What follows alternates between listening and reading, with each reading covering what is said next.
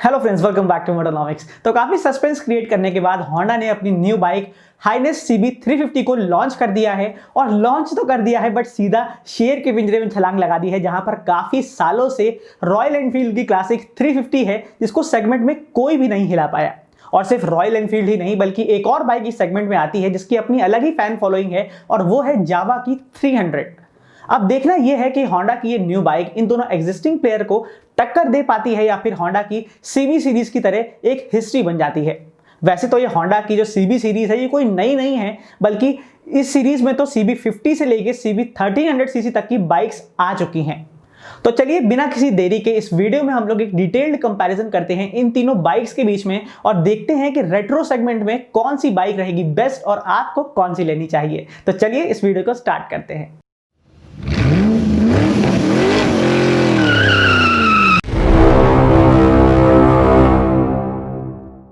तो चलिए सबसे पहले इन बाइक्स के लुक्स की और डिजाइन की बात कर लेते हैं। अब वैसे तो ये तीनों बाइक्स रेट्रो लुक्स की हैं जो एक दूसरे से काफी सिमिलर लगती हैं, बट होंडा हाइनेस इंस्पायर है अपने 1960 के मॉडल CB 350 से। और इन तीनों बाइक्स में क्रोम का काफी इस्तेमाल किया गया है और कुछ सिमिलैरिटीज भी हैं, जैसे इन तीनों बाइक्स की हेडलाइट्स राउंड शेप की है और तीनों बाइक्स में इंडिकेटर्स टीयर ड्रॉप शेप्स के मिलते हैं। और इन बाइक्स में जो राइडिंग स्टांस है वो टूरिंग के लिए भी काफी अच्छी है। और आइए भी एक नजर डाल लेते हैं इन बाइक्स के डायमेंशन फिगर्स की तरफ। तो इन बाइक्स की लेंथ, विड्थ और हाइट में तो ज्यादा डिफरेंसेस नहीं है, बल्कि माइनर से ही डिफरेंसेस हैं। बट अगर बात करें ग्राउंड क्लियरेंस की, जिससे ये डिसाइड होगा कि इन बाइक्स की ऑफ-रोडिंग कैपेबिलिटीज कैसी है, जिसमें होंडा CB 350 और जावा का ग्राउंड क्लियरेंस थोड़ा ज्यादा है अगर कंपेयर किया जाए रॉयल एनफील्ड क्लासिक 350 से। और वेट में सबसे लाइट बाइक है जावा की 300 और सबसे हैवीएस्ट है क्लासिक 350। और फ्यूल कैपेसिटी भी होंडा हाइनेस की सबसे ज्यादा है जो एक प्लस पॉइंट है, और सबसे कम रॉयल एनफील्ड की है जो 13.5 लीटर्स की है। उसके अलावा बाकी सारी चीजें तकरीबन सेम ही हैं। तो ये तो बात हो गई इन बाइक्स के लुक्स और डायमेंशंस की, लेकिन अब देखना ये है कि इन बाइक्स में इंजन में क्या फर्क है और इन बाइक्स में सबसे ज्यादा पावरफुल बाइक कौन सी है। अब CB 350 में तो आपको 348cc का इंजन मिलता है, तो वहीं रॉयल एनफील्ड क्लासिक में आपको 346cc का मिलता है। बट जावा में आपको सबसे छोटा इंजन मिलता है जो 293cc का है। बट इस छोटे इंजन को आप ज्यादा छोटा मत समझिएगा, क्योंकि ये सबसे ज्यादा पावर जनरेट करता है जो 26 bhp की है। और दूसरे नंबर पर पावर है होंडा हाइनेस की, और थर्ड पर आती है रॉयल एनफील्ड की क्लासिक 350। और वहीं अगर देखें कि टॉर्क की फिगर किसमें ज्यादा है, तो सबसे आगे रहेगी होंडा की हाइनेस और फिर आती हैं बाकी दोनों बाइक्स। बट क्लासिक 350 में आपको एक एडेड एडवांटेज मिल जाता है, जिसमें आपको दोनों ही स्टार्ट ऑप्शन मिल जाते हैं, एक किक भी मिल जाता है और दूसरा सेल्फ भी मिल जाता है, जो सबसे ज्यादा आपको काम आता है एक्सट्रीम हिली टेरेन्स में, जब आपका सेल्फ आपको धोखा दे देता है। और नेक्स्ट है वो चीज जिसको सबसे ज्यादा कस्टमर्स देखते हैं, और आजकल चाहे बाइक हो चाहे कार हो, सबसे ज्यादा इसी की वैल्यू है, और वो है फीचर्स। अब ये बाइक्स तो रेट्रो क्लासिक बाइक है जिसमें आपको बहुत ज्यादा एडवांस टेक फीचर्स की उम्मीद नहीं रखनी चाहिए, बट अगर आपको किसी बाइक में मिल भी जाता है तो एक बहुत बड़ा एडेड एडवांटेज है। तो चलिए देखते हैं कि इन फीचर्स के मामले में कौन सी बाइक बाजी ले जाती है। तो ज्यादा कंफ्यूजन ना क्रिएट करते हुए मैं आपको ये क्लियर कर दूं कि होंडा की हाइनेस में आपको वो फीचर्स मिलते हैं जो इस सेगमेंट में पहली बार दिखाई देंगे, जो कि उसके राइवल्स के ऊपर एक बहुत बड़ा एडवांटेज है। तो स्टार्ट करते हैं विजुअल एस्पेक्ट से। तो होंडा की हाइनेस में आपको LED हेडलाइट्स मिलती हैं, टेल लाइट्स मिलती हैं और रिंग टाइप के विंकर्स भी मिलते हैं। वहीं बाकी दोनों बाइक्स में आपको क्लासिक स्टाइल के हेलोजन लाइट्स मिल जाती हैं। और अब बात करते हैं उन फीचर्स की जो आपको सिर्फ होंडा हाइनेस में ही मिलेंगे। और परफॉर्मेंस की टर्म्स में तो आपको होंडा हाइनेस में मिलता है सिलेक्टेबल टॉर्क कंट्रोल, जो आपको हेल्प करेगा आपकी राइडिंग क्वालिटी में, आपके डिफरेंट टेरेन्स और एनवायरमेंट्स में।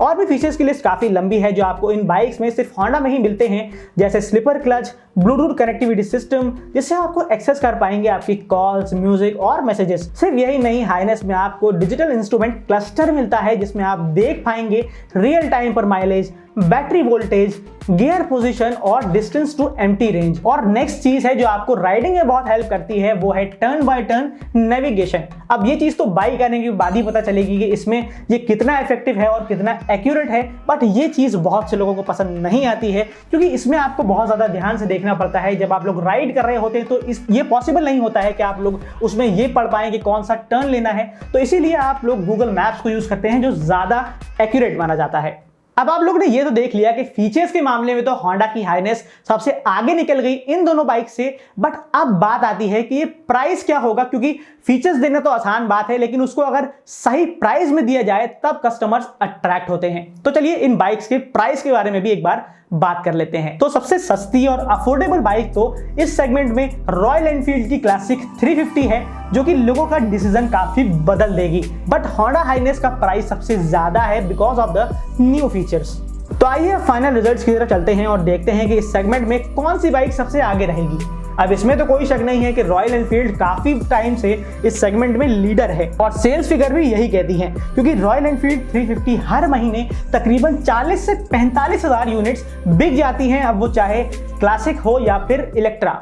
और अब देखना यह है कि होंडा की ये न्यू बाइक रॉयल एनफील्ड की मोनोपोली को खत्म कर पाती है या नहीं। बट अगर इंप्रेशन की बात करें तो होंडा CB350 का जो इंप्रेशन रहा है वो अपने कमाल के फीचर्स और लुक से रॉयल एनफील्ड को तो ये बता रहा है कि इस सेगमेंट में कंपटीशन बहुत टफ होने वाला है और इस सेगमेंट में एक दमदार प्लेयर भी आ चुका है। बट कुछ लोगों को पहले भी ये पॉजिटिव फीलिंग आ चुकी है। जब जावा लॉन्च हो रही थी तब भी लोगों का ये कहना था कि जावा रॉयल एनफील्ड की मार्केट को खत्म कर देगी, बट जावा अभी तक तो कुछ खास कर नहीं पाई और अपने डिलेड सर्विस और अपनी कुछ क्वालिटी इश्यूज की वजह से जावा मार्केट में ज्यादा पकड़ नहीं बना पाई। बट उम्मीद है कि होंडा के साथ ऐसी प्रॉब्लम्स नहीं आएंगी, क्योंकि होंडा ऑलरेडी इंडियन मार्केट में काफी टाइम से सर्वाइव कर रही है और अच्छा भी परफॉर्म कर रही है। बट इस सेगमेंट में टक्कर लेना काफी चैलेंजिंग होगा, क्योंकि रॉयल एनफील्ड को लोग बाइक नहीं अपना पैशन और ड्रीम समझते हैं और आरई का फैन बेस काफी स्ट्रांग है, जिसकी वजह से एकदम से इस सेगमेंट में आकर लोगों का परसेप्शन चेंज करना बहुत मुश्किल होगा। ऊपर से होंडा की इस बाइक का प्राइस भी काफी ज्यादा है, जिसकी वजह से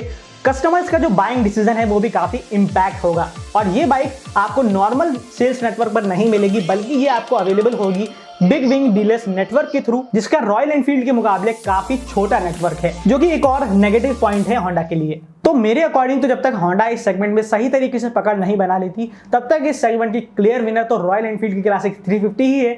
बट अब देखना यह है कि रॉयल एनफील्ड के जो फैंस हैं वो अपने आप को अपग्रेड करने के लिए होंडा पर शिफ्ट होते हैं या फिर नहीं, या फिर वो लोग वेट करते हैं रॉयल एनफील्ड की न्यू बाइक मीटियोर का। अब अगर आप लोग चाहते हैं कि मैं आपके ऊपर इसके भी अपडेट लेके आता रहूं, क्योंकि ये सेगमेंट आने वाले टाइम में बहुत ही ज़्यादा टफ कंपटीशन वाला होने वाला है और इनमें बहुत ज़्यादा डिफिकल्ट हो जाएगा आप लोग को कोई भी ऑप्शन को सिलेक्ट करने का। और अगर आप चाहते हैं मैं आप लोग के लिए इसी तरह की वीडियो लेकर आता रहूं तो आप इस चैनल को सब्सक्राइब कर दीजिए, ताकि हमारा ये जो कनेक्शन है ये और स्ट्रॉन्ग हो जाए और मैं आपके लिए आपकी डिमांड पर वीडियोस लेकर आता रहूं। तो बस आज की वीडियो में इतना ही, मिलता हूं आपसे नेक्स्ट वीडियो में एक फ्रेश कंटेंट के साथ। तब तक के लिए ड्राइव सेफ, राइड हार्ड।